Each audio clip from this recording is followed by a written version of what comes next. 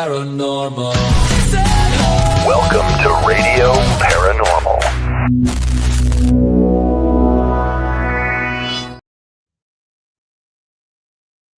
Hello, Mr. One of these Brandon. days, I'm going to figure out the mystery of my disappearing backpack in our intro package there. Like, Well- the straps are there, and then you see, like, the other straps, but then AI me turns around and there's no backpack. Well, I'm waiting for the ghost to give you a wet willy. Every time, I think that ghost is getting closer to me. I think it does. And he's smoking the good herb. We can just say it like that. And I noticed that. And I'm just still cross-eyed. Well, I don't know why you're so cross-eyed, but it's funny. Well, honestly, so real story, blind in my right eye, right? And when I was little, I have a lazy eye in that eye. So it would just kind of like I'd be talking to someone and just kind of go off in its own direction. Look, So my beautiful wife is on. Hi. Hello, beautiful wife. Oh, hi, Anna. So We're 4 days away from seeing you. I know. Meeting for the first time in person. Isn't that Like crazy? ever in person. Yeah. True What if we story. don't like each other? I know. I don't know. I'll That just would go be- home. After the con, I'll just go home. Yeah, after the bus tours. Please after the cemetery tours, please. Speaking of cemetery and bus tours, let's pay some bills real quick because I think we're gonna have an interesting show tonight.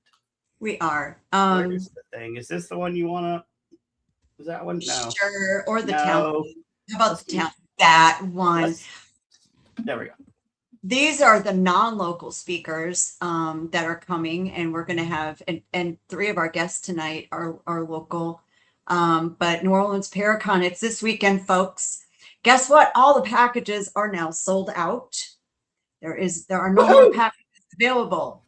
There are no room block rooms available. There are rooms at the hotel available. There are passes available for day and weekend, and you still have room on ghost hunts. So all of those can be added on. And we've added a child ticket for during the day for $10. If anyone You wants, too can buy a child for $10 per yes, ticket. selling kids. That's for not $10. right. No, it's not. No, that's not the way that goes. But come out. Your workshops are included in your pass. And you're going to have plenty of very great subjects to listen to. Locals, come on down. Tons of free classes too. Like you don't have there's paid classes, but there's also free classes. So I mean, there's all kinds of stuff. Yeah, and you'll have a great opportunity to learn about a lot of New Orleans stuff. And keep it in a very positive light and learn responsible, ethical things about ghost hunting, reality about certain things, like voodoo and vampires and Native American stuff and all the things. So come on out, book your tickets online at neworleansparacon.com. And don't be afraid. If you've got a question, call or text Jen at 504-321-3366. You're never good at this. This little QR code, if you can scan, wrong way, that one. And you can get to the Paracon website to look at tickets as well. And I just put the phone number in comments. You can call or text that. And ask questions. Here's the thing. Chris and I are not your typical Paracon planners, I don't think. I could be wrong. But we're like, I don't know, we're accommodating, like we're gonna customize some stuff for you if we can. If we can make it work, if you can dream it up and we can make it work, we're gonna make it work. We want everyone to have a good time, and we want everyone to participate in as much as they can. So come on out and see us. Okay. Yeah, definitely. Come see us, and then watch me with all like the powdered sugar all over my face. From all the beignets, I'm just gonna be shoving down my throat. Come help me eat a beignet. Actually, don't buy your own. I'm gonna eat the whole thing. Come sit with me, buy your own, and then we'll eat together. So it's gonna be a great time. Schedules online, ghost hunts are online. We are sold out of the Andrew Jackson. I think it's Friday. maybe Saturday. Nice. One of the That'll be a good one. We do have room at the Voodoo House, and we call it that because we have to, for a lot of reasons. But we do have some room on the cemetery ghost hunt. Got a second bus, so there you go. Oh, yeah, y'all come out and hang out with me in the Masonic Cemetery. I am a Master Mason, so this will be. I'll have some trigger items from the Masonic Lodge. It'll be fun. I generally don't do cemeteries. However, I will do this one. I kind of feel welcome in those. But and you're going to go to it'll be fun. Park and see one of our very sacred live oaks. There's another one in Congo Square as well. So come feel the soul of New Orleans, our heartbeat, because boy, the city's got one. And the wife. Oh, you're beautiful. And I'm excited to meet you. And we're going to be. I want to take in all the beautiful sights and all the heartburn that comes with New Orleans. Yeah, you are. I'm down. Yeah. A lot of food. Gonna eat it up. Food up. So I'm excited about our guests. Would you like to set this up for the home run? So one of our free workshops, folks, that is included with all packages and general admission / passes, is a voodoo panel. And we have 4 practitioners from the area. And I don't know, the 2 of them are from outside, but I think still in the family, that you're going to have an opportunity to learn about voodoo from experts, from practitioners, from the owner of, I'll be honest, it has always been my favorite voodoo shop here in New Orleans, Voodoo Authentica, especially when I'm walking around and I'm just having a bad day and I don't feel right. You know what I do, Brandon? What do you do? Tell me. I walk into Voodoo Authentica and it just feels so good and it's so calming and it smells so good. And I just walk around and I see where I am pulled towards with all the altars that they have there. And then I get my direction and I feel better and I'll probably buy some stuff, say hi to my friends and leave.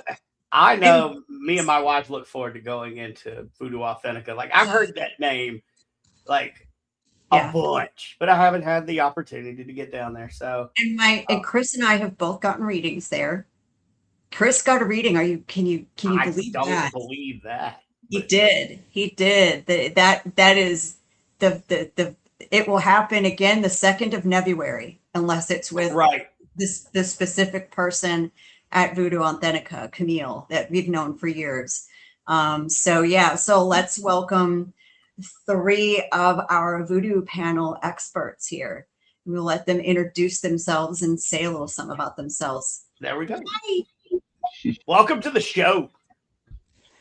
Hello. Hey. Hey, Jen. Hey, Brandon. How y'all doing? I'm well and curious. All right. Good things to be. So let's just start this off. What is this? This is a paranormal show where we just talk about whatever and everything, and we have a good time.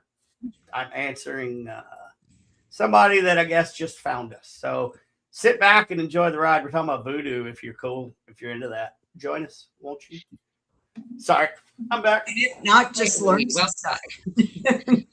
So let's just get the first big question out of the way. And then I'm just going to ask 5 of the same thing. What are the top 5 things that you guys can't stand about Hollywood voodoo? Well, first you had asked us to introduce ourselves. So that's right. I'll do the first before the first. Right? Yeah, there you go. Thank you. Hey, I'm Mambo Brandi. The other first. Yeah, the other first. The other. I'm Mambo Brandi, and I'm the owner of Voodoo Authentica of New Orleans Cultural Center and Collection, and also the owner of and producer of VOODOOFEST that we do every year for free on October 31st. This year will be our 28th annual. So, and Mambo Maggie, take the floor, please. Hello, I'm Mambo Maggie, right from Haiti. And I'm here in New Orleans doing voodoo. You sound like you have everything you need. I'm here in New Orleans. I'm doing I good. do. We got each other. That's it. That's it. That's all we need. There you go. Yep. And I'm Ungan Jesse. I'm originally from Houma, Louisiana, and I'm here doing voodoo too. So, okay, now I have another first question before the second question. What does Mambo mean? What are the titles that you're saying? I don't know what that means. Well, Mambo is just a voodoo priestess. Ungan is a voodoo priest. And it's just, I'm born and raised in New Orleans, and all my family is too, but I have family who is Haitian too. She's like, so my initiation into the priesthood took place in Haiti, even though I'm a New Orleans girl. So someone who's initiated in Haiti, it's a Mambo. But if you call me a voodoo priestess, it's the same thing. Voodoo priestess, Mambo, and then same thing. Jesse was initiated in Haiti, so he's an Ungan, and that's voodoo priests. It's man and woman. Yeah. Ungan is a male priest, and a Mambo is a female priest. Okay, that makes sense. This is why I didn't say Mambo, etc., because I was not sure how to pronounce Ungan. I would have pronounced the H and done it wrong. So if you're wondering why I didn't say your titles, that is why. Because and that's the same. We're not gonna. If you say Ungan, we're not gonna give you a hard time. Okay. Well, good. We're not gonna give you a hard time. But it's Ungan. Unga. Unga. Unga. My man. I promise you. As long as you don't say New Orleans. Oh, no, listen. I did that. I did that once. Yeah, and only once, right? Yeah, like I did it. I got a pass. Hey, you're from South Carolina. We know you're dumb. Just listen. And I'm like, I say that is if we're rhyming it in a song. Yeah. You know what it means. It's New Orleans. Other than that, it's New Orleans. Yep. Yeah. Yep. And look, I can't wait. I've never been down there. I've been doing this paranormal thing for 30 plus years. And my trail has never made it to New Orleans. And I just kind of like to let the universe take me where it will. And I think it worked out perfect because I wasn't ready for New Orleans years ago. No. I'd have went down there and partied and let all the protection down and just been stupid. But now I'm ready. Now I'm an old man and I ain't got time for that. So I'm excited. Well, you're gonna have a great time. You're gonna have such a good time. So it really is. Yeah, I mean, look, everything that I see and watch about New Orleans, even from a kid, like I wanted to get hit in the head with a coconut, for God's sake. Like, I hear they don't do that anymore, so I can't do that on my bucket list. But I mean, it's a hodgepodge of America. New Orleans is America, and the oldest part of America because it still has the customs from what, 1700s, 1600s. Longer. And if you really want to get hit in the head with a coconut, we can arrange anything. This is what I like about New Orleans. I think I might like to hit you in the head with a coconut. I mean, you haven't met me in person. It might be you want to hit me with several coconuts in the head. You got that right, yeah. Brandy, he's kind of short, so it's going to be hard. All right, I'll aim low. I'm pretty quick for a fat guy. Okay, so Jennifer, you want to jump in? So we've got to go back to kind of, how am I going to ask this? So there's a lot of tradition practiced in New Orleans, voodoo and tradition. And I think what would be good for people listening and watching is discussing the roots, what's practiced here, and your practices. Like because we see Haitian and we talk about Voodoo and the Fawn people, and I know I've got friends that are Ifa practitioners and all of those things. And it's hard for those of us who don't practice to know what are all the differences between all of that. And roots are to me, very telling, because our spiritual practices in New Orleans and our food and culture all come from a lot of these roots. Well, voodoo, the term voodoo actually comes from the Fongwe and Ewe people. So if you picture a map of Africa in your mind, you're looking from southwestern Nigeria through Ghana. So that region, that's where the word voodoo comes from, which means spirit, God, creator of the universe, this type of meaning. Got it.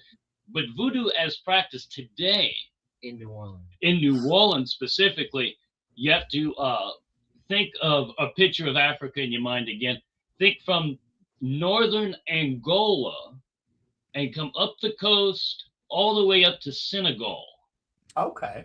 So the Congo and up all the way to Senegal, it was the region that slaves were taken from that came to the United States. And all these different cultures, all very similar in practice, came together in New Orleans and created what we have today as New Orleans voodoo. Also, the Native American practices that were here became part of voodoo. New Orleans. Yeah, New Orleans voodoo specifically. European practices that were brought over became intertwined in New Orleans voodoo. So that's kind of, we think of African voodoo, we think of these few little countries, but it's a very long spread along the African coast. Yeah, that's a lot longer than. That's a lot more. Also, you had sorry, Brandon. No, go ahead, please. And then a little bit later on, you had people who were taken from Haiti, French West Indies. So then you had that influence. So what you see today that is New Orleans voodoo, all of these elements, they didn't just happen. Oh, we're just jumping up and practicing something today. This is a very organic process that is taking place. There's a reason that there's the just straight up New Orleanian aspect, like Marie Laveau, just from here. There's a reason that on a New Orleans voodoo altar, we have a lot of altars at Voodoo Authentica, as Jen knows, coming to get her solace. But you're going to see Catholic saints. You're going to see African statues. You're going to see Haitian drapeau, and you're going to see all of these different things. Some Native American. You might see a Mardi Gras bead on there. So all of these influences, it's not this just came up with it free for all. It's the way it is because of history, because of all. It's a gumbo that it is because all these ingredients coming together that came to New Orleans at different times. Yeah. And then, once the stamp is on, it's on. It's on for good. Even if something else comes along, it doesn't displace it. Okay. It just it gets thrown into the gumbo. So hope that answers. Yeah. We meandered, or I meandered a little bit. But. No, but that's okay, because that's how we learn stuff, by meandering and getting to know each other. Like, that's what I like about this show. I don't have a bunch of set questions I'm going to sit here and ask you. I want to get to know you. So we can meander all we want. Right, but here's my question that I don't understand. There's so many different spirits, gods, I don't know what to call them, in voodoo. Do you pick who you worship, or is it more of you kind of you go with their attitudes? Like, we need to cover this about the whole I don't know. I think at first of the God thing. When you I like history, so and as especially religious history. It's kind of a hobby of mine. So Okay. When you look back at ancient Africa, these voodoo traditions, they're the oldest traditions in the world, and it's always monotheistic. So the oldest traditions, we think of ancient cultures being polytheistic, but the oldest ones we can find archaeologically speaking, are actually monotheistic. And voodoo is a monotheistic religion. We believe in one God, and then under God we have many, many, many spirits. And there's a spirit for every aspect of life. So if it's love, if it's justice, if it's having babies, or you have a son or daughter that's going to war, you need them protected. There's an aspect of life. There's a spirit for every aspect of life, and we serve these spirits. And in ceremony, we have, we'll go through different nations of spirits. We call it. We'll serve this group of spirits, then we'll serve this other group of spirits, and this throughout and throughout and throughout. And now the spirits do have certain feast days throughout the calendar year that we'll serve, like the spirit Ogu was a very ancient spirit of war, technology, iron. This spirit, the feast day just passed on the 25th of July. So we're just right in that time where we would serve him. So but as for serving the spirits, do we just pick and choose? Yes and no. If there's a certain thing that needs to be done, a person comes to us with a problem, we will always do one thing the same no matter what. We'll always serve Papa Legba first in anything we're doing. That's the spirit of the crossroads. So we want him to open up the gates so we can communicate with the rest of the spirit world. Now, after that, we might call upon Ezeli Freda, the spirit of love, or Ogu for justice, or the gates, whatever the case may be.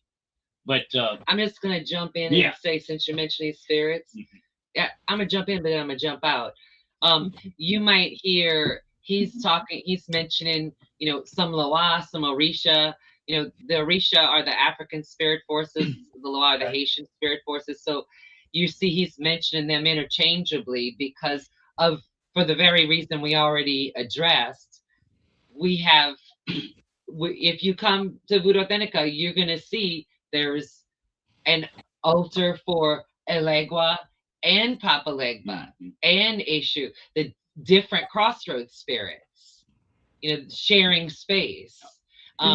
You see Urzuli Freda, and then you also see Oshun. So that's because of these different influences. So you will see things that you'll only see in New Orleans, and then you'll see African spirit forces, the Orishas, and Haitian spirit forces, the Loa, honored in New Orleans in ways that are different from how they're honored elsewhere. You may have a song sung completely differently to Oshun, an African Orisha, than it may be sung in Africa or Brazil or somewhere else. Right. Because that song came and evolved here also in New Orleans with the drums we had available, the rhythms we had available. So there's never a time when someone's going to come from somewhere else and not know, oh yeah, that's Oshun, that's Urzuli Freda. But they'll see it's a little different. Like if you're from Haiti, you're going to recognize this is an altar for Urzuli Freda. Okay. Somebody coming from Benin, we just had a bunch of people from Benin. They're going to see, oh, that's for Oshun, that's for Ogun. But they're going to see also a little different, but they're still going to come put down something on the altar. They're immediately going to know who this altar is representing, but it's just, as they say, New Orleans hits different. Well, I'm glad you brought up the crossroads, because I wanted to bring up Robert Johnson. So everybody says the myth goes that he sold his soul to the devil at the crossroads. Well, I never believed it was the devil. I thought it was some type of voodoo. But what is your opinion on People on do that make one? deals at the crossroads. Yeah, people do make deals at the crossroads, but I think selling your soul to the devil, that sells a lot of movie tickets, but Right. it's probably a lot less dramatic and simpler than that. He probably said, Papa Legba, I'm not doing too well in this music industry. I really need some help. Can you help me out? And he said, no problem. And he helped him out. Said, light a candle on the crossroads, pour a little bit of rum, and go on your way. And it was probably that simple. But Right. that's not a very fun story. No. No, it's not. But I Not always wondered that. Go ahead, Jim. So a lot of times when when Chris and I would do some history tours and stuff, we were always told that voodoo and Catholicism, I really feel are very similar. So when you talk about the Loire, it's such that you could liken it to Catholic saints. You know, where we pray to Saint Francis for help with animals and things like that. Still believe in one true God, but we believe, Catholics believe in saints that we work with as well. And doing this for so long, and I'd love your take on this. I kind of wonder if people are so focused on the details, they lose perspective that maybe we're all talking to the same energy. Well, I'll address something real quick just because it does matter about the Catholicism. It's not just that it's similar, and it is how there's a saint for everything, but Right. You're going to see that a lot of people in voodoo in certain regions are Catholic, like us. Yeah. They talk about Haiti. You hear them say Haiti's 90% Catholic and 100% voodoo. Yeah, I've heard that. That's been said for a long time. But think about in terms of New Orleans, and not just New Orleans, but I'm talking about New Orleans right now. When slaves were taken to New Orleans, they were forced to practice Catholicism. It wasn't like, oh, you could practice this, or this. They were forced to practice Catholicism. So the way voodoo survived then was to have this system of a kind of syncretism.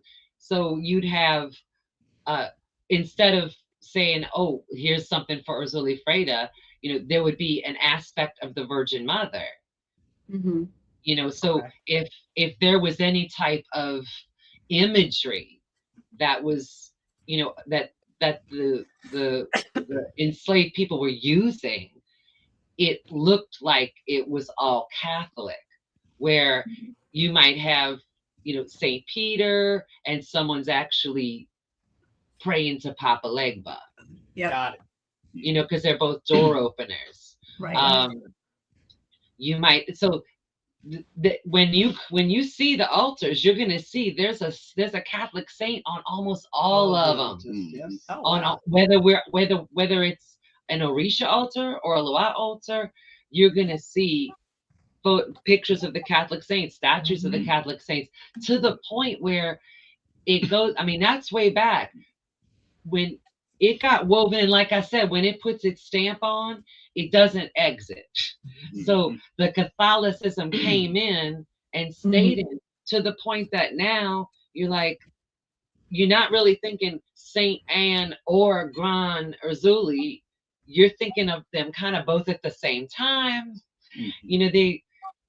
It's not one ousted the other. They're together. Okay. They're together. So not all Catholics are going to be okay with that, but when you live that, you don't know how to they're intertwined, and you can't take them away. It's in there. I don't know how to do that separation. No, Nor would I. I'll tell you an experience I had at your shop. And then we got a couple of questions. We do have a couple questions. So, grown up Catholic, figured out I had abilities, figuring out my way, witch by blood, etc., etc. It was very interesting on one of those days that I walked into your shop, and I was going to get some essential oil and some Florida water. And I walked around and I walked around and started getting pushed and guided to one of the altars there. Mhm. And I think it was Oshan. Is that the one that deals with ancestral communication and honoring? I think she says. What? With ancestor, you're thinking of the Gede. No, there was an altar that had something to do with ancestral communication or somebody like that. I want to say it had something to do with Oshan. I just was reading what was on. Oshun. Oshun. Maybe it's Oshun. Oshun. Yeah. It's I'm saying- OSUM. Is it OSHUN? We're having trouble understanding what you're saying.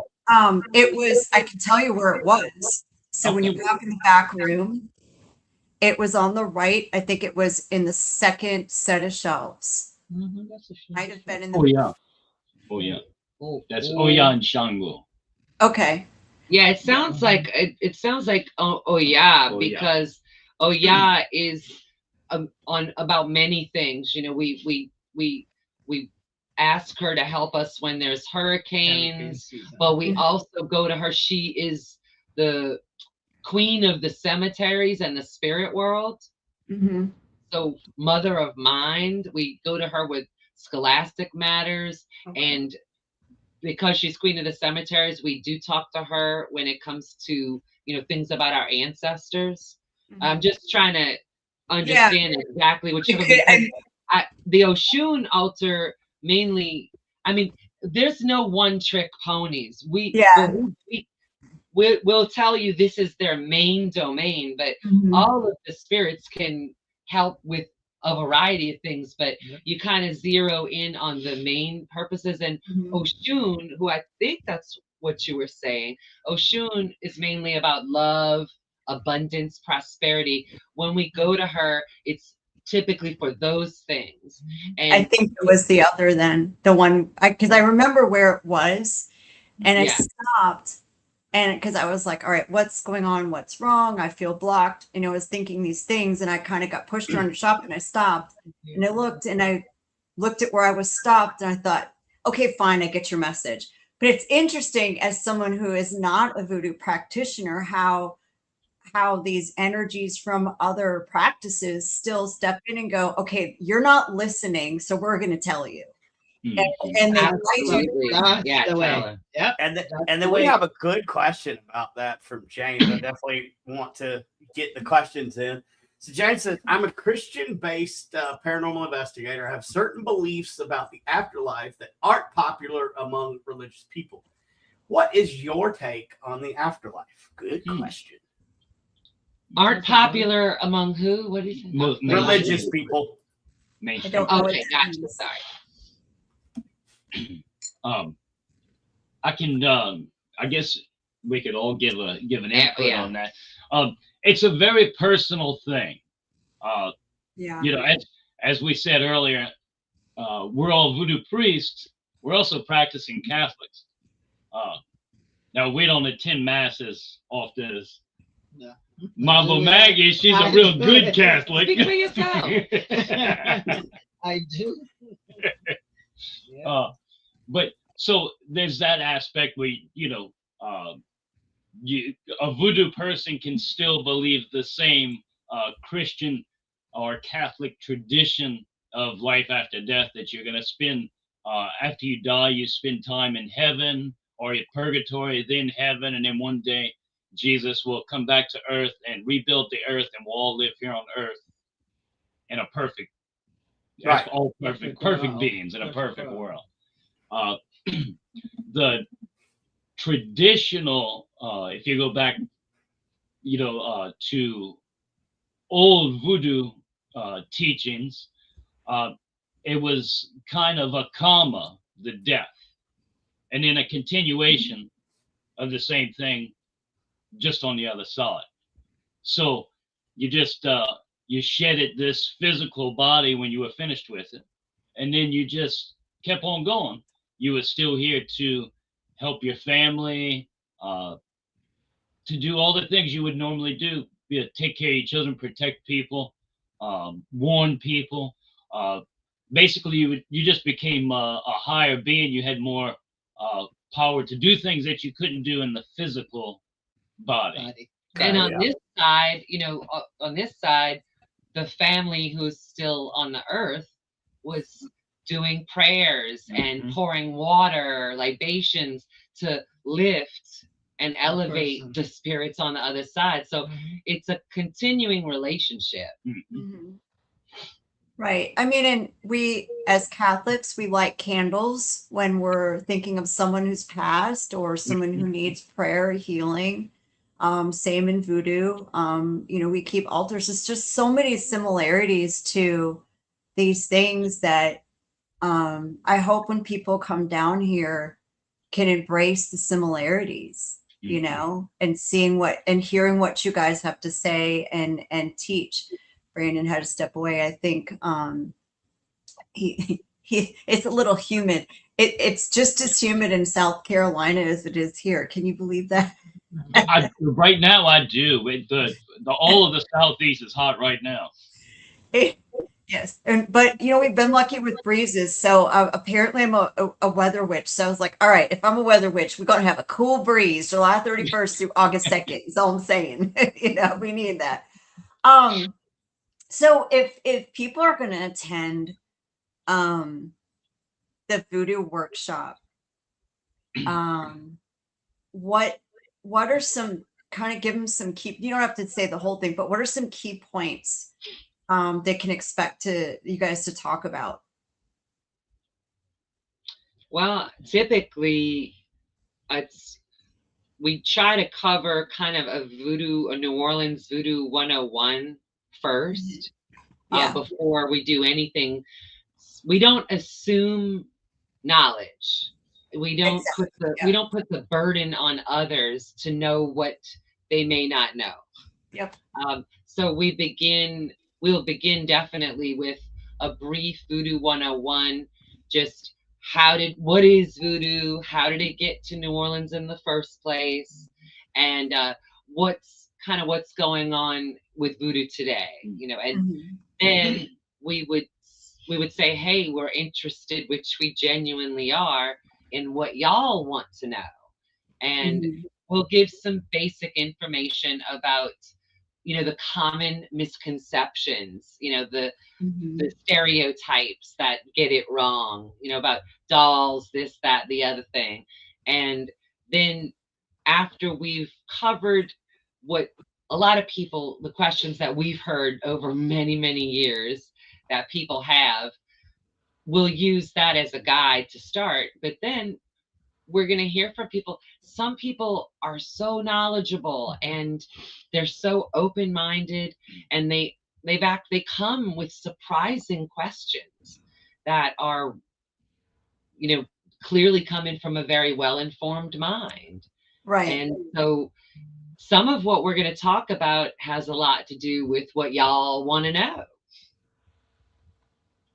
So before Brandon will come back, you brought up something about the dolls, because that's something that a lot of people have a real misconception about, potentially.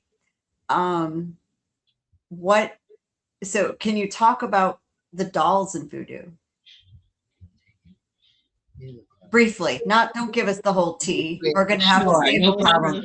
So the big misconception that we've seen on a lot of TV shows and stuff, movies, is that a doll, you stick the pin and someone breaks their leg, and that they're always going to be used for some kind of negativity and harm and evil. And the truth is, it's a tool. It's a tool. We recommend using tools such as dolls for good purposes, to bring good things into your life, because what you send out is what you get back, and typically threefold you get it back. So watch what you send out. So Yeah. a doll, if when we do use a pin in a doll, it's kind of like, think about it as spiritual acupuncture, where someone comes in, they've got something going on with the physical heart or the proverbial heart, and they need healing in that area. So we may put that pin just to focus energy into that area, focus that healing energy into that area, and create a better result for them. Hopefully help them to connect with their own spirit so they can then do their own work. Give them a fishing pole rather than the fish. And I do want to make it clear, though, that anything dolls, candles, these are tools. These are tools. And the tool and its purpose, it's all about who's using that tool. So if I want to take my fork and eat some jambalaya, great. If I want to take that fork and stab someone in the eye with it, not so great. But it's the same tool. A fork isn't inherently good or evil. A fork's just a tool. How am I using it? Right. So the doll is a tool. The doll is a tool. And we choose to use the tools that we have around us, that we create, for good things. That's not to say there's this Pollyanna thing going on where we're not going to, if you bring something, if you send something to us, we're going to hold up a mirror. And that's where the self-defense comes in. We're not going to be the originator of the negative working. But if you send something at us, we hope you like it, because it's coming back your way, and it's coming back threefold. You send something at us, our families, people we care about, whatever, that's just coming right back to you. So it's a mirror that's held up rather than us initiating negative work and hexes. It's not necessary. You just keep your protection up. You do your protection work, and people send something, it's just coming right back to them. Because voodoo has it's not a negative practice in any aspect. Inherently, no. It is I would sometimes some people call it a religion, and it's definitely one of the world's oldest, but you have to understand that around the world, even here, people refer to it in different ways. Some people say voodoo is my spiritual path. Some people say voodoo is my way of life. Some people say voodoo is my religion. So although it is one of the world's oldest religions, just to clarify, not everyone refers to it that way, because some people don't have positive associations with the word religion. So they, or else they just don't think of it that way. But it is one of the world's oldest religions. So, but again, practitioners have different ways of expressing that. Right. What it is to them and how they're actually living it. Yes, it's a very, we've had nothing but positive stuff. It's funny, there's a space that we ghost hunt in, and we think there's a Legba there. And I've seen it, but it actually, when we were there, said, "Oh, you're human." And so we had it, like the spirit likes to have theological debates, and Chris asked the spirit one time, "Is there only one true religion?" And this spirit said, "Yes, voodoo." So it's very old. Yeah, it was very interesting from this not human spirits, potentially not human. We never know. We're speaking well, to that leads me to this question. Is there any ties between voodoo and the Zoroastrians of the Middle East? Not really. None that we can find, theologically speaking or historically speaking. Fair enough. I'm sure there were trade routes that went from West Africa through to Egypt. So I'm sure there was some intermingling, at least trading at some point throughout history, but no theological trading, if you will, that we can find. Right. And I know you were talking about the dolls. Now, correct me if I'm wrong. I had somebody tell me this a long time ago, that the dolls were also used for medical record keeping. They would say, like, you come in, your head was hurt. You would make the doll, and they put the pin in the head and put it up. And next time you come in, you'd be like, hey, that's my doll. And you see the pin in the head, and be like, okay, I worked on your head last week or whatever. How's your head? Is that true? Is there any truth to that? Yep. Well, just remember, it's a tool. It's Yeah. a tool. So, many people have used the dolls in different ways. And just because someone sees a doll, you can't assume automatically that it's being used by someone in voodoo. Right. Because other people who practice magic use dolls. Yep.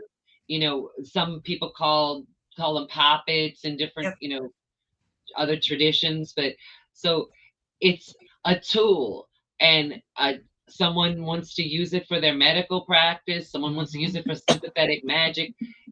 It's a tool. So how many ways can you use a doll? How many ways can you use a fork? Fair. You really need it. You can use a fork as a screwdriver. That's it. So there's no way we could cover every use ever done of the doll. Right. That was definitely true, though. Yeah, because once somebody that is one way. I'm sorry, I didn't mean to get off the topic. No, that's fine. But once they told me that, it all clicked. Like, because I think we have hoodoo up here, and that's gonna be my next question: is there a difference, and what is the difference between voodoo and hoodoo? Well, actually, let me just go ahead and ask that: is there a difference, and what is the difference between voodoo and hoodoo? Yeah, I'll cover that.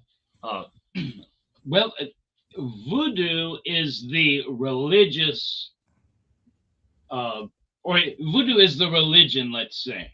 Okay. Where hoodoo is more of a magical practice. So a collection of magic. Collection of magics. So that's if you have to, you're not necessarily a hoodoo man, let's say, may not necessarily be a voodoo practitioner. Okay. But they work with the herbs, they work with magic, these types of things. So a voodoo priest or priestess may very well also be a hoodoo person, because they're using the herbs, they're using the roots and the stones and these magical items to do work for people. So a voodoo person may very well be hoodoo, but hoodoo person is not necessarily a voodoo person. They're practicing a set of magic. That makes sense. Okay. Thank you for that. Without necessarily the religious stuff that goes with it. Right. Okay. Yeah. Well, that makes sense then. Okay. Well, thank you for that, because I've always wondered that, because I hear we've got root workers up here in South Carolina, and I hear hoodoo a lot. But I don't really know what it means, because to be honest, I live 3.5 hours from any hoodoo or anything. I'm up in the mountains. Yeah. So, we've got different way of life up here, but I've always wondered the difference, because it sounds so similar. I just assumed it was the same thing. But okay, it's kind of the same, but not the same, because a voodoo person is a person saying that you have to go to school. It's not schooling, but voodoo school, because you have to go with the thing that called with levitate, and then you have to go see the highest, and then the highest, until you get what we call the assault. You understand? Which come to voodoo, they don't go to school for that. They just learn herb, different kind of things. Okay, that makes sense. And then my wife is here picking on me. You think you're only 3.5 hours away? Yes, from the beach, babe, not from New Orleans. I'm way further away from that. But Jennifer, you got anything? We got about 10 minutes left. So, here's my question. So, godmother or godfather, when you are being initiated or in the process of can you talk a little bit about that? It's just so different people that we know who were in the process, going through processes of different initiations, always have talked to me, said, well, I have to ask my godmother, godfather's permission. So it's definitely not their blood relative. It's not blood, but it's like blood. When you become a priestess or a wunga, you become part of a community. Mm-hmm. So that community, the head of the community is your godmother. Or it could be a godfather. If it's a man, it's a godfather.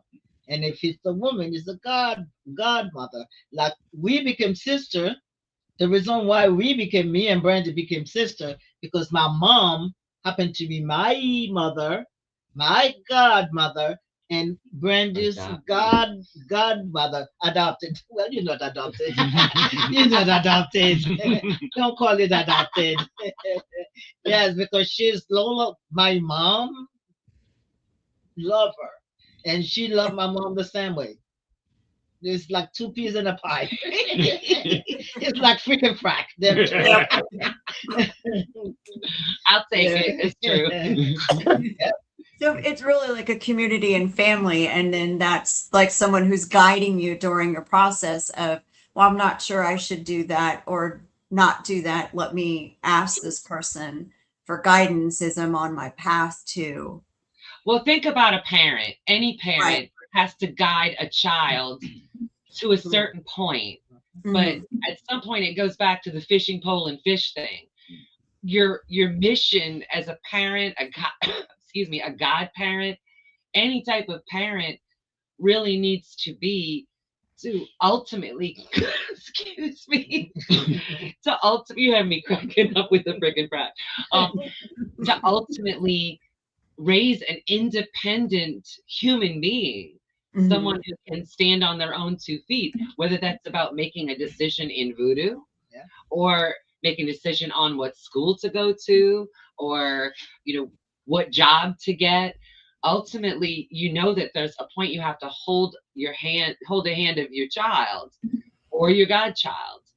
But the end game should always be to not have someone who's dependent, but someone who can think for themselves, stand on their own 2 feet, and live with confidence, whether that's in voodoo, the rest of the general life, relationships.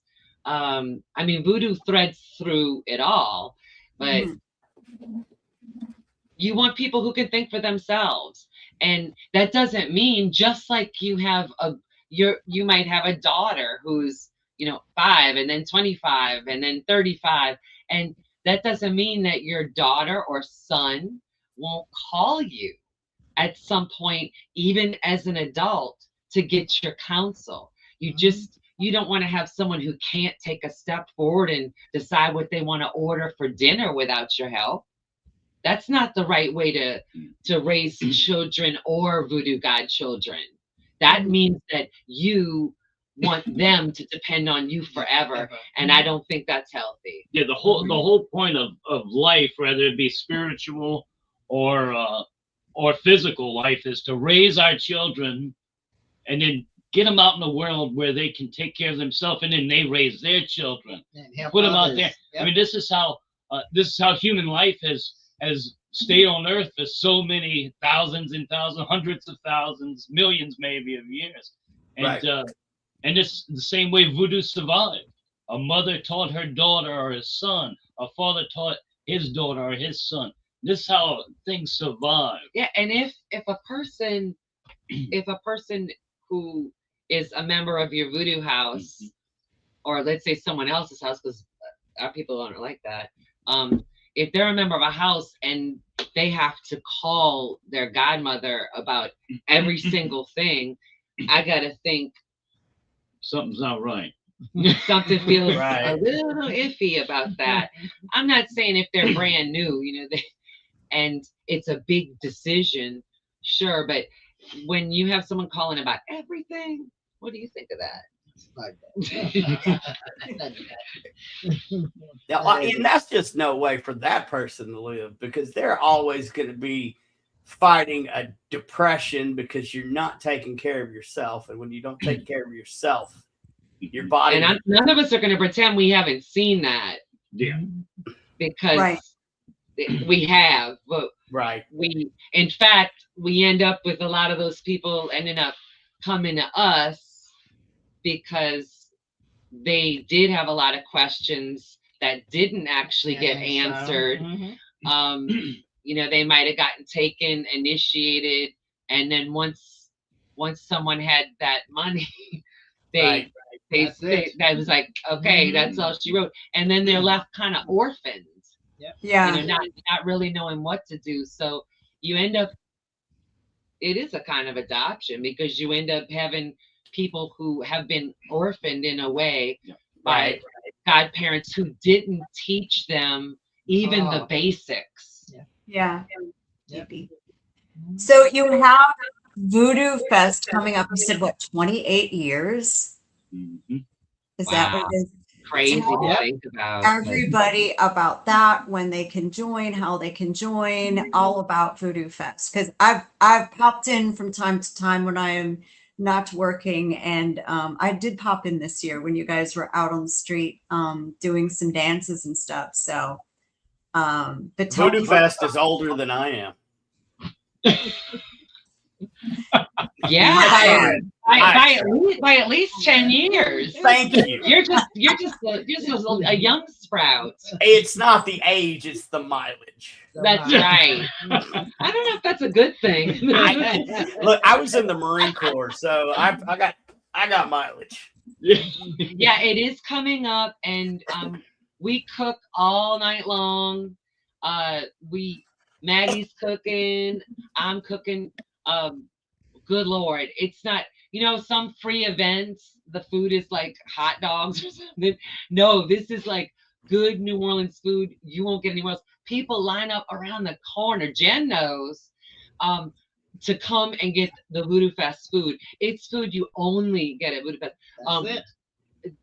Uncle Gene's gumbo, jambalaya, delicious. Mambo Maggie's Creole chicken, the Haitian beans, and then my butter beans with pickled pork and sausage. Oh yeah. I mean, I tell you, in not too long, once we open those pots, you can't wait, because it is not a bean left in the pot, not a grain of rice left. It's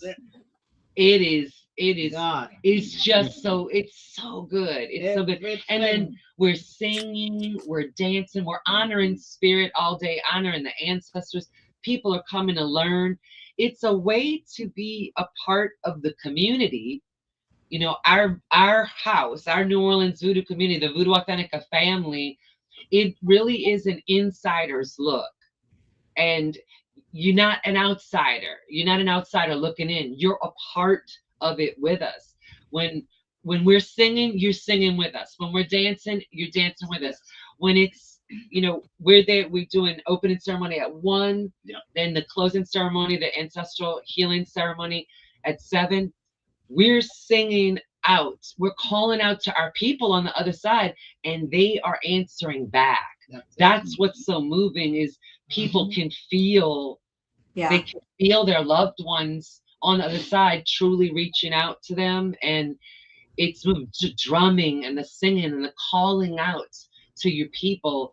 It's a very much individual from the heart when you're calling out, but you have this group behind you, that it is calling with you, calling to your people with you, and wants you to get through. It's really something that we do together. It's very special. Very, very special. I hope.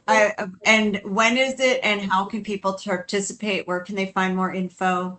Just October 31st. You can go to VOODOOFEST.com. Just it's free, so you don't have to buy a ticket. It's free. It's in the street. We block off the 600 block of Dumaine. It's right outside Voodoo Authentica in the street. So y'all, you have to do is show up. We start at 1. We have the closing 1 p.m. We open. We have the closing ceremony at 7 p.m. So all you got to do is show up. Nothing to do, no ticket to buy. You just come as you are. Come with an open heart. If you want to participate in special ways, wear white, or you wear white for the ancestors, or you could wear purple and black for the Gede, depending on what perspective you're coming from. Some people are in their Halloween costumes. Yep. One guy came by dressed as Mr. Peanut. So you just don't know. It's New Orleans. You got to remember, this is Voodoo Fest, but it's also Halloween in the quarter at the same time. So you're in the middle of everything that's going on, and you come, you just open your heart, come with respect, come with respect, come with love, come to be a part of something with just love in your heart and respect. That's it, and that's all you have to bring with you. That's it. Love, respect, and gratitude for all the ancestors that have brought us together. Yeah. We showed up in our witches outfits, my ladies group and I. We fit right in. Although in black. Absolutely. I mean, what do you call your female group when you go out? What's the name that you use? Every year on Halloween weekend we have witches lunch. And so we all wear black witch hats and all the things. And so since this year was on Halloween, that Friday was Halloween, we and it was my friend Julie, who's known Czar from forever. And I was so glad she suggested it because I was going to stop by anyway. So she's since Julie said we all came, I was coming anyway. So she took all 10 of us to Voodoo Fest after Witches Lunch to hang out and see what was going on. So yeah, we showed up in witchy apparel, but we fit right in. Well, I'm glad y'all got to stop by, and that's just it. If you come with that joy and love, you're gonna fit right in. Whether you're dressed as a witch or as Mr. Peanut, or you're a local practitioner, you're a priestess from Africa, you're a priest from Haiti, it doesn't matter. You're gonna fit in, and you are welcome.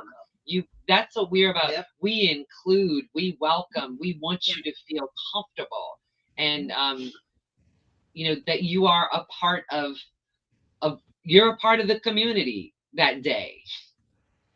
So the door is open. The door is open that day to come on in. Well, I've been looking for something to do on Halloween because I'm sending my wife to Salem, Massachusetts. So I might have just found something to do on Halloween. We look forward to seeing you. Yeah, come on out. We'll have you on a drum. Look, hey, I'm a drummer, by the way. So perfect. I knew it. You're gonna be there. We're gonna have a drum right in front of you. You'll get right into it. That's the other beautiful thing is people are coming together. They may use their hands, as instruments, use their voices. Yeah, use the cha-cha, and it doesn't matter. You may be a rock drummer, but that day you're gonna put your skills to work for spirit, and you'll get right in. It's amazing. It is magical how it all comes together. It syncs up together, and we're all just together with the same purpose, honoring the ancestors, honoring spirit, and it's we're gonna get you behind that drum. And everybody got a blessing. Yes, I will do it. That's the other beautiful thing. Everyone gets a blessing. Yep. I look forward to it. So everybody that's coming down to see the Paracon, go to Voodoo Authentica. Go check it out. Come to the panel, ask questions. I know that I still had one more question that my wife asked, but I'll ask it when we go into the background. But Jen, I did want to ask you something.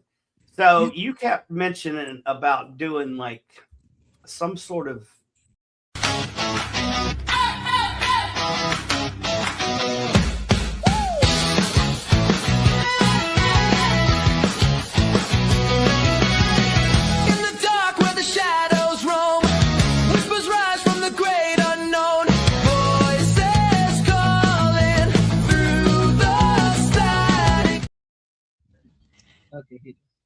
And there it was.